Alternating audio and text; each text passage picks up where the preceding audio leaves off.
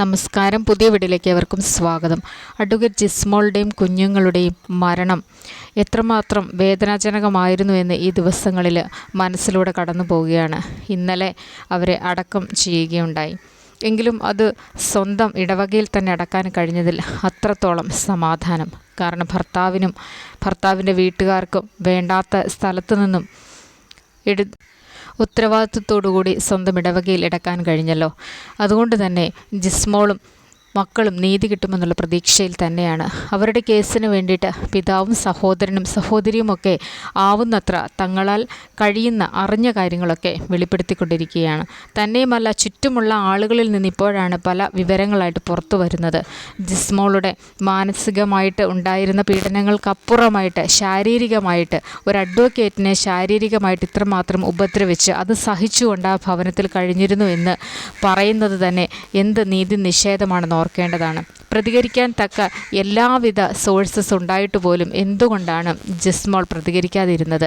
ആ ഭവനത്തിൽ ജീവിച്ചു പോകാം, ഏതെങ്കിലും ഒരു കാലത്ത് നന്നാവും എന്നുള്ളൊരു ശുഭപ്രതീക്ഷയോടുകൂടി തന്നെയായിരുന്നു അഡ്വക്കേറ്റ് ജിസ്മോളുടെ ജീവിതം.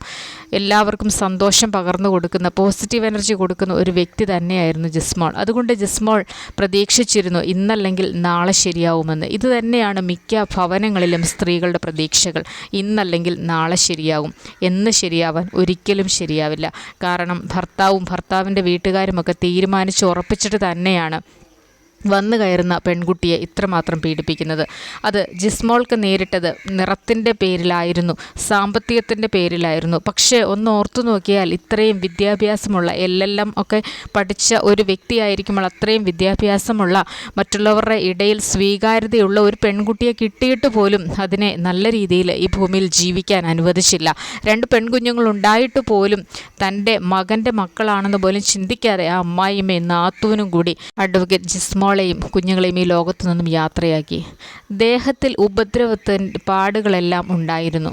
ഈ ഉപദ്രവിക്കുന്ന സന്ദർഭങ്ങളിലൊക്കെയും ആ ഭവനത്തിലുള്ള മറ്റാളുകൾ എന്ത് ചെയ്യുകയായിരുന്നു?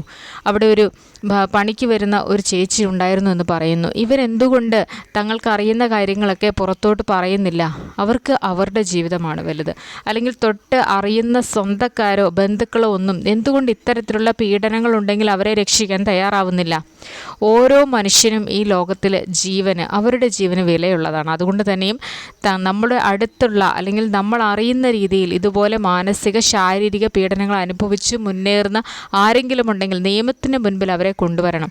അല്ലെങ്കിൽ ഇത്തരത്തിലുള്ള ആത്മഹത്യകളിലേക്ക് വഴിതെളിക്കുക തന്നെ ചെയ്യുകയുള്ളൂ. അഡ്വക്കേറ്റ് ജിസ്മോൾ ഏത് തരത്തിൽ ഒരു പക്ഷേ നല്ല നിലയിൽ എത്തേണ്ട ഒരു വ്യക്തിയായിരുന്നു. തൻ്റെ കുഞ്ഞുങ്ങളോടൊപ്പം വളരെ സന്തോഷത്തോടുകൂടി ജീവിക്കേണ്ട ഒരു വ്യക്തി തന്നെയായിരുന്നു. പക്ഷേ അമ്മായിയമ്മ, ഒരു ടീച്ചറായിരുന്ന അമ്മായിയമ്മ ഇത്രമേൽ ക്രൂരതയോടുകൂടി ഒരു പെൺകുട്ടിയോട് പെരുമാറിയെന്ന് നമുക്ക് ചിന്തിക്കാൻ പോലും സാധിക്കുകയില്ല. ഇവരൊക്കെ എന്താണ് വരും തലമുറയ്ക്ക് പകർന്നു കൊടുത്തിട്ട് പോയിട്ടുണ്ടാവുക? ഇവരൊക്കെ പഠിപ്പിച്ച കുട്ടികൾ എന്താണ് അഭിപ്രായങ്ങളൊന്നും പറയാത്തത്? ബീന ടീച്ചറിൻ്റെ സ്റ്റുഡൻസ് ഒന്നും അഭിപ്രായങ്ങളുമായിട്ട് രംഗത്ത് വരുന്നില്ല. ബീന ടീച്ചറിനെ പോലുള്ളവർ ഒരു ടീച്ചിങ് മേഖലയ്ക്ക് തന്നെ നാണക്കേടുണ്ടാക്കിക്കൊണ്ട് ഇരിക്കുകയാണ്. തന്നെയുമല്ല, ഇവരൊരു ക്യാൻസർ രോഗിയായി മാറി, കൊടുത്ത കൊല്ലത്തും കിട്ടും എന്നൊക്കെ നമുക്ക് പറയണമെന്നുണ്ട്. പക്ഷേ നമ്മുടെ മനസാക്ഷി ഇതിനെ സമ്മതിക്കുന്നതല്ല. പക്ഷേ ഇത്തരത്തിൽ രോഗങ്ങളുമായിട്ട് മുൻപോട്ട് പോയിക്കൊണ്ടിരിക്കുന്ന ഒരു വ്യക്തിയാണെന്ന് ഓർക്കണം ഒരു തരത്തിലും ജീവിക്കാൻ സമ്മതിക്കാത്തത്. ഭവനത്തിൽ വന്നു കയറിയ പെൺകുട്ടികളെ ജീവിക്കാൻ സമ്മതിക്കാത്ത ഒരു സ്ത്രീ ഇതിനപ്പുറം അനുഭവിച്ചിട്ടേ ഈ ലോകത്തിൽ നിന്ന് യാത്രയാവുകയുള്ളൂ. വേദനയോടുകൂടി ഈ ഭൂമിയിൽ ജീവിക്കേണ്ടി വരുമ്പോൾ ഓർക്കുക, എന്തു തന്നെ ആയിരുന്നാലും മറ്റുള്ളവരെ ദ്രോഹിക്കാതിരിക്കാൻ നോക്കുക. വീടിന് വേണ്ട എല്ലാ കാര്യങ്ങളും ചെയ്തുകൊണ്ട് സ്വന്തം കുഞ്ഞുങ്ങളെ വളർത്തിക്കൊണ്ട് കഷ്ടപ്പെട്ട് അല്ലെങ്കിൽ സ്വന്തം പ്രയത്നത്തിൽ മുൻപോട്ട് ജീവിക്കണമെന്ന് ആഗ്രഹിക്കുന്ന ഇത്രയും നല്ല സമ്മതയായിട്ടുള്ള ഒരു പെൺകുട്ടിയെ എന്തുകൊണ്ട് ഈ വീട്ടുകാർക്ക് അംഗീകരിക്കാൻ സാധിക്കുന്നില്ല? മിക്ക ഭവനങ്ങളിലും നടക്കുന്ന ഇത് തന്നെയാണ്. വന്നു കയറുന്ന പെൺമക്കളെ അംഗീകരിക്കാൻ ആ ഭർത്തൃ വീട്ടുകാർക്ക് സാധിക്കുന്നില്ല. അവരൊരു പക്ഷേ തങ്ങളെക്കാൾ മുകളിൽ പോകുമോ അല്ലെ തങ്ങളെക്കാൾ പേരിവളെടുക്കുമോ എന്നൊക്കെയുള്ളൊരു പേടിയാണോ എന്നറിയില്ല. ഭർത്തൃ വീട്ടുകാർക്ക് വന്നു കയറുന്ന പെൺമക്കളെ ഉൾക്കൊള്ളുന്നതിന് വളരെയധികം പ്രയാസമാണ്. അസൂയയാണോ അതോ അതിന് പിന്നിൽ മറ്റെന്തെങ്കിലും ആണോ എന്നൊന്നും അറിയില്ല. പക്ഷേ ഇവർ കൊണ്ടുവരുന്ന സ്വർണവും പണവും എല്ലാം ഇവർക്ക് വേണം.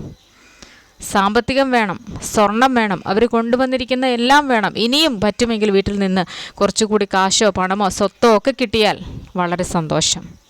അല്ലാതെ ഈ പെൺകുട്ടികളെ വേണ്ട. ആ വീട്ടിൽ ജീവിക്കുന്നതിന് അവർക്ക് മനസ്സമാധാനം കൊടുത്ത് ഒരിക്കലും ആ ഭവനത്തിൽ ജീവിക്കാൻ അവർ സമ്മതിക്കുകയുമില്ല. ഇത്തരത്തിലുള്ള അമ്മായിയമ്മമാരും നാത്തൂന്മാരും ഭർത്താക്കന്മാരും ഒക്കെ ഉണ്ടെങ്കിൽ എങ്ങനെയാണ് സ്ത്രീകൾ ഈ ഭൂമിയിൽ ജീവിച്ച് അവസാനിക്കേണ്ടി വരിക? ഷൈനിയെ, അഡ്വക്കേറ്റ് ജിസ്മോളെ പോലെ തന്നെ അതിലോളം തന്നെ വേദന അനുഭവിച്ചുകൊണ്ട് ഈ ലോകത്തിൽ പോയ ഷൈനിയും കുഞ്ഞുങ്ങളും. സമാനമായ അവസ്ഥയിലൂടെ കഴിഞ്ഞ ദിവസം ആത്മഹത്യ ചെയ്ത മറ്റൊരു പെൺകുട്ടിയും 2 മക്കളും. ഇതുപോലെ ഭർത്താക്കന്മാരുടെ അനാസ്ഥ മൂലം, അവരുടെ സംരക്ഷിക്കാനുള്ള മനസ്സില്ലായ്മ മൂലം എത്രയെത്ര ജീവിതങ്ങളാണ്, എത്രയെത്ര കുഞ്ഞുങ്ങളും ഭാര്യമാരുമാണ് ഈ ലോകത്തുനിന്ന് യാത്രയാവുന്നത്. പിന്നെ കരഞ്ഞ് നിലവിളിച്ചിട്ട് എന്ത് കാര്യം? ജിസ്മോളുടെ ഭർത്താവിൻ്റെ കണ്ണീരും തലകറക്കവും ഒക്കെ കണ്ടു കഴിഞ്ഞാൽ ഈ ലോകത്തിൽ ഇത്രമാത്രം സ്നേഹിച്ചിരുന്ന മറ്റൊരു വ്യക്തി ഇല്ല എന്ന് തോന്നും. അഭിനയത്തിന് ഓസ്കാർ കിട്ടിയവരാണ് ഇവരെല്ലാം.